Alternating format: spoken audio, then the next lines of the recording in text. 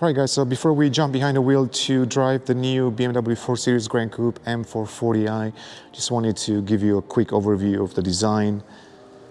You've seen the car in our previous videos, but it's always good to kind of refresh your memory. So let's start at the front. You get the large and vertical kidney grille with a mesh grille. So that's now specific to M performance cars. Of course, that grille will stand out quite a bit. You also have an aggressive front bumper, M Sport style, and you have all these slats running horizontally right there. They help with the airflow, but it also gives the car a very aggressive look. This one is equipped with the optional laser lights. You can see them right there. Lots of creases on the hood as well to emphasize the sportiness of the model. Of course, it's not as sporty as would be a 4 Series Coupe or a convertible. It's more of a family car, and that's represented on the side of the design. So as you can see, the 4-door coupe roofline. So what it means that it kind of flows into the leaf back. It's got a really nice shape here, tapered.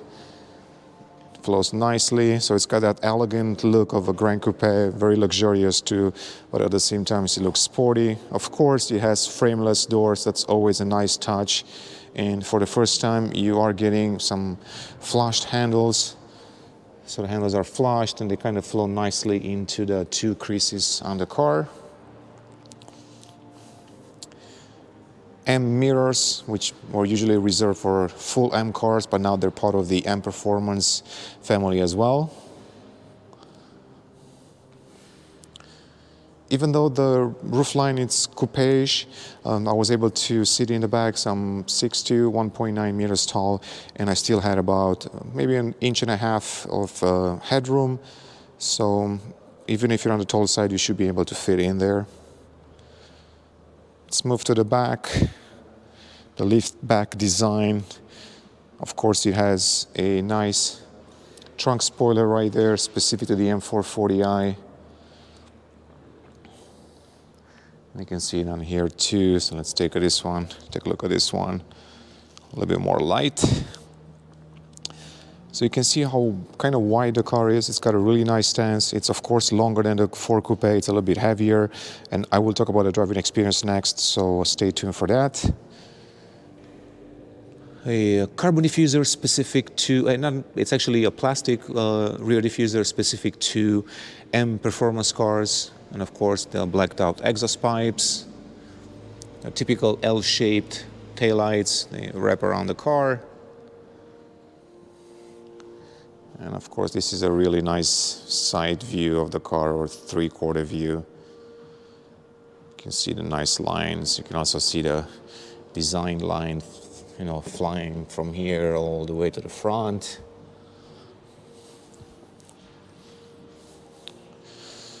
So this is the new BMW 4 Series Gran Coupe. We're gonna get behind the wheel to drive the car, so stay tuned for our impressions. Hey guys, welcome back to the BMW Blog YouTube channel.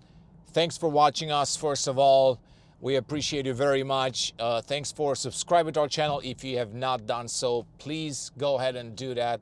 Also hit the notification bell. It certainly helps us grow the channel, produce more original content, and especially some exclusive content. Today, I am behind the wheel of the all-new BMW 4 Series Gran Coupe. So this is the 3rd member of the 4 Series family, which includes the convertible, the coupe, and now the 4-door coupe, as BMW likes to call it. The car was unveiled sometimes last month. We had a chance to see the car. We looked around inside and outside, and now it's time to get behind the wheel. We're actually in Munich, so we're gonna try to test the car on some of those back roads, also on the Autobahn, and see how it handles as a daily driver, but also if you like to be a little bit sportier behind the wheel. With that being said, let's kick off the review with some of the specs, the dimensions, so we have an overview before we talk about the actual driving experience. So the 4 Series Gran Coupe, it's also based on the Clara architecture, same as the new 3 Series, 4 Series, 5 Series. And because of that, BMW is able to shorten or extend the platform, the wheelbase to accommodate different models. And that's exactly what it did with the new 4 Series Gran Coupe. As with most new BMWs, the car has definitely grown in size. So that translates into about 4.7 meters in length, 1.8 meters in width, and 1.4 meters tall. So it is exactly 143 millimeters longer, 27 millimeters wider, and 53 millimeters taller than the outgoing model. So clearly that's going to give you a lot more interior space, but at the same time the car will handle a little bit different than the outgoing model. There are several variants that are offered on the 4 Series Gran Coupe platform, but one of them, and the one that we're driving today, it's the BMW M440i xDrive. So essentially it's the M Performance model of the 4 Series Gran Coupe family, and as you might have expected, it is powered by the same B58 3.0 6-cylinder engine. Makes 374 horsepower in Europe and 382 ponies in the US. Torque-wise, 500 Newton meters and 369 pounds-feet of torque. Kind of standard on the B58 engine, which is one of my favorites at BMW. And just like the regular 4 Series models, there is no manual transmission. So all you're getting, it's the 8-speed transmission, automatic transmission. It's the one that's been produced by ZF. We've seen it across multiple BMW models. It's superb, it's shifting, it's quite smooth. It's always pairing nicely with the engine. So no complaints there. Even though some purists might have loved manual, I don't think you need one actually in the 4 Series Gran Coupe. All right, so some of you might wonder why the 4 Series Gran Coupe and not a 3 Series sedan. So for example, if you're looking for a little bit more space in your car, but you don't want to go up to a 5 Series, so you still want to stay within a fairly compact size car, then the 4 Series Gran Coupe will be for you. Also, there are plenty of customers who might appreciate the design of a 4-door coupe. So you have that coupe roofline, which flows nicely into the lift back. It's got a very elegant, very luxurious look, and that's something that we've seen on the previous generation. We've also seen it on the 6 Series, on the 8 Series Gran Coupe. So in my opinion, BMW has always nailed the Gran Coupe design. So that might be the customer that would buy actually this car versus a 3 Series. Of course, if you're talking about space, you have a lot more space up front and also in the back. I had a chance to actually sit there while I was fixing the cameras and all of that, and it's quite roomy. Even though my seat was pushed back and I'm quite tall, about 1.9 meters tall, 6'2", I'm not on the short side, per se. Without even slouching, there is probably about 1 inch, about 2-3 centimeters, head space there. So even being as tall as I am, I had no problem as actually fitting in the back. Also, the cargo space, you start with about 470 or 490 liters, and you can go up to 1290. Because you have a 40-40-20 split, you can put down the rear bench and the trunk will become humongous. You can really fit a lot of things in there. So that's one advantage of this one over a 3 Series sedan. My particular 440i, it's equipped with the xDrive. So you're getting the all-wheel drive. Of course, it has the rear bias, as we know from most of the xDrive system that BMW has implemented, if not all of them. And I'm gonna have a chance to really push the car a little bit, so that way I will see if it allows for some tailspin a little bit and making the whole ride maybe a little bit more fun. So since it's a little bit heavier than the 4 Series Coupe and the 4 Series convertible, I don't have the exact figures right now, but I'm gonna leave them on the video. So I'm gonna put some graphics up so you kind of see the difference there. All right, so let's talk about the performance. Being a little bit larger than the 4 Series Gran Coupe and the convertible, clearly the standard sprint, it's a little bit slower. So it's 0 to 60 in 4.7 seconds. Whereas in the 4 Series Coupe and convertible, you're getting somewhere around 4.5, 4.6. So slightly slower, expected in a way. But I think what I feel the car being a little bit slower, a little bit different than the 4 Series Coupe, for example, it's when you're trying to go to some of those corners here.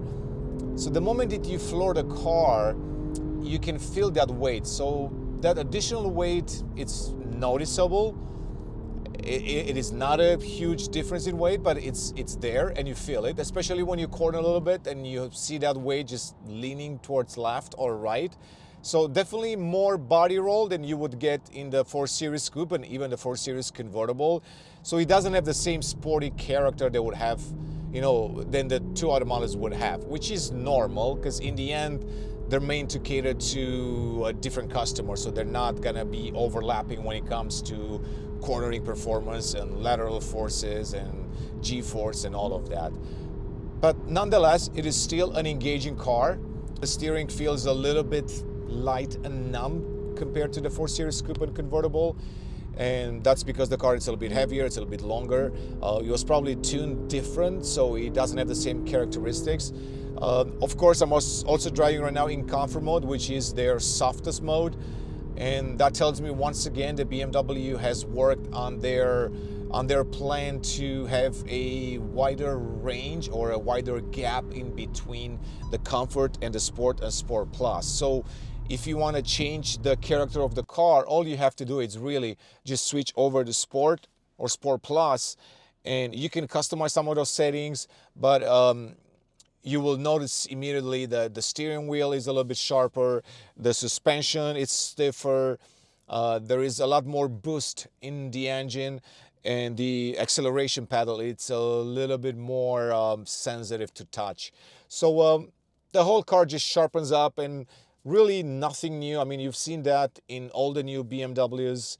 It doesn't come as a surprise anymore, but I would say compared to the first time that I drove a 3 Series, I don't know, 3-4 years ago, the gap in between comfort and sport was very, very close, and that's something that some customers complained about because they wanted to have a comfortable ride going on longer trips versus a spirited drive on shorter ones when they wanted to have more fun. So that's exactly what you're getting in this car, and it's no different than many other new BMWs. So you might hear the engine sound right now. Most of that is actually coming from inside the car. That active sound, the fake sound, however you want to call it. I believe in newer models you can actually turn it off, so if it annoys you, you can always, you know, turn off the enhancement. I was able to be outside when somebody started up the car, and I could tell immediately that this is the European version of the car. So what it means is that it has the OPF filter on it, which stands for auto particle filter. Essentially, it's a device that's installed on the exhaust, so it helps with the emission regulations in Europe. If you're in the United States, you don't have to worry about that, and you will get a different sound. It sounds a little bit deeper, a little bit louder also. So if you're hearing that sound from the outside, from the inside, it's not the same on all the models. Here's a nice stretch of road so I can push the car a little bit. As I said, a B58 engine, once it gets going, it's quite fast. It's got a nice power delivery, very, very smooth, progressive. It doesn't really, throw you back in the seat immediately, but the nice part is that it finds enough torque, different gears, so it will give you that power needed to overtake, to go fast. It also has the 48-volt mild hybrid system, this car. So what it means that from time to time when you accelerate, you will get an additional 8 kilowatts of power. That translates into around 11 horsepower. So for a short burst of time, you're actually getting more power. So if you want to overtake and you need an extra boost, just floor the gas pedal, and that's going to kick in immediately. Steering, as I mentioned, not a lot of feedback from the road. Something typical to the electronic, system that BMW has. They try to tune it a lot more in M cars. So if you were to drive, an M4 or an M5 or an M2, you will definitely feel that there is a lot more feedback coming from the road. The steering, it's a lot more precise. This one feels a little numb, but then again, I got used to them. It doesn't really bother me too much. That's their philosophy. And from what I learned over the years, that's what customers actually want too. They want just enough, hand torque here, but not too much where you really need to work that steering. So they try to find a balance in between. Is that going to satisfy everyone? Of course not. If you're on the sporty side, maybe you're a BMW enthusiast and purist, and you've grown up with E30s, E46 or E90s, then clearly you miss that mechanical steering feel and that engagement that you were getting from the car. But those times are long gone, and once again, a lot of the new customers, they just want a very comfortable and smooth ride, and that's exactly what this steering wheel's going to give you. I hate to talk about the design, but I kind of have to. So let's start with the front. Clearly getting the same oversized skinny grille that you would get on the 4 Series Coupe, on the 4 Series convertible, of course, the M3 and M4. It's either love it or hate it. I got used to it. It doesn't bother me as much. I enjoy it a lot more on cars that have a darker exterior paint. So if it's in black sapphire, then that grille kind of blends in, so it's kind of nice. If it's a white car, it will definitely stick out, and especially if you look at a car from head on, it is massive. There is no way around it. Other than that, I do like the design of the 4 Series Gran Coupe. I've said that from the beginning. I've always enjoyed the Gran Coupe models from BMW, so those creases running across the side of the car are always interesting. That concave and convex shape that gives you some additional shadows, especially if you have an interesting color like ametrine metallic or aventurine red. They tend to create some really nice shadows, so it changes the hue of the color quite a bit. If you look specifically on the 3/4 panel, of course you see that nice coupe roofline, beautiful done. I've also seen it with some M Performance parts, and it looks extremely sporty. I believe the taillights are a little bit smoked, so it has that darker, blacked out look that goes well with the overall design of the car. So that's on the outside. Inside, typical 4 Series design, no major changes here. You are getting the iDrive 7, you are getting this 12.3 display on the right side, which kind of flows into the black digital panel behind the steering wheel. Nothing new here. The center console identical to the 4 Series Coupe and the 3 Series also. So here's another nice stretch of road. So you can see the car. I mean, that engine really pulls. I mean, that's one beautiful engine. That B58 never disappoints. It is arguably one of BMW's best engines ever made. It doesn't surprise me that it finds a home in many new BMWs, and it shines once again in this one. Okay, so speaking about the driving experience, I'm flooring the car a little bit here. I'm in Sport Plus, so clearly I'm getting a more responsive throttle, also a more responsive steering feedback. So even with micro adjustments, the car just listens to me. It does have body roll, especially when I floor it in the corners and then I brake hard. I can feel that heaviness, that extra heft. So if you're looking for no body roll, this might not be it, but it's still quite fast actually, and it's still quite fun to drive. So it's a little bit wet out here, but it's got a really good grip. I'm on high performance tires, so I think those are 19, and they might be the Michelin PS4S. It also helps that the xDrive system, does a lot of the work for me. So I haven't turned off any of the controllers, so it just helps me be a better driver and stay safe at the same time. All right, guys, so back on the Autobahn, heading towards the airport here. So let's try to floor the car a little bit. So as you can see, that B58 engine just kicks in immediately. You can hear the engine sound a little bit too. The shifting is super smooth.